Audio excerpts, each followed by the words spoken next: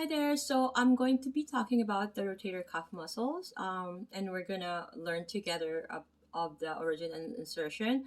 But I just wanted to kind of have a part A and part B, just because to distinguish the differences, right? So I'm gonna start with the lateral. The decision factor is being a lateral rotators and medial rotators, right? So I'm gonna start with the lateral rotators, okay? Um, Although they're all the rotator cuff muscles, so I'm gonna start with the supraspinatus, infraspinatus, and teres minor, okay? So having said that, teres minor, I'm going to start with teres minor as one of the lateral rotators. Okay, so what it does, it lateral rotates the shoulder, it adduct ADD the shoulder, it stabilizes the head of humerus and glenoid cavity. Okay, so the origin, upper 2/3 of lateral border of the scapula. So keep in mind upper 2/3. Okay, right, 1/3, 2/3, right? That's the whole 2/3. And then the insertion is the greater tubercle of the humerus. Okay, and the nerve is the axillary C5 and C6. That's for teres minor. And the next muscle will be the infraspinatus.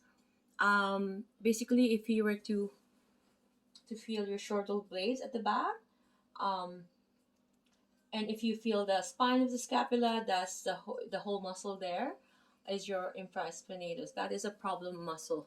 If there's a trigger points there, it's going to cause a lot of problem or pain in your shoulder. So it needs to be sorry, I don't know why I'm covering. It needs to be addressed, and if you were to go for physiotherapy or massage therapy, they need to do all the assessment to determine that you do have a trigger point there that could be contributing to your shoulder pain, and that needs to be addressed, right? So make sure that um, a lot of testing has to be done, and they will, let's say if you were, had the upon observation palpation and upon testing your clinical impressions that you do have a trigger point in infraspinatus, then make sure that they do release that, because if it's not released, it's gonna have that comeback pain.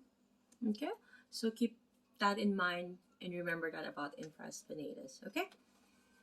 Okay, so infraspinatus, again, what it does, it laterally rotates the shoulder, it adducts the shoulder, stabilize the head of the humerus in the glenoid cavity. Okay, I'm going to repeat that. And where the origin is in the infraspinous fossa of the scapula, right? And then the insertions, the greater tubercle of the humerus. Suprascapular C4, 5, and 6, okay? Lateral rotator,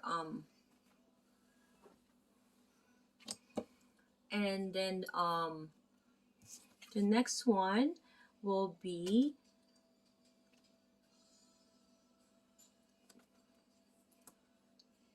the supraspinatus. Okay, so this one here, what it does is it ABD the shoulder. It's on top of your where the fossa there on top here. It's lying there. So what it does is abduct the shoulder and establish the head of the humerus in the glenoid cavity. The origins of the supraspinous fossa of the scapula, and then the greater tubercle of the humerus. So the suprascapular C4, C5, and C6. That is the nerve innervation of the supraspinatus. Okay?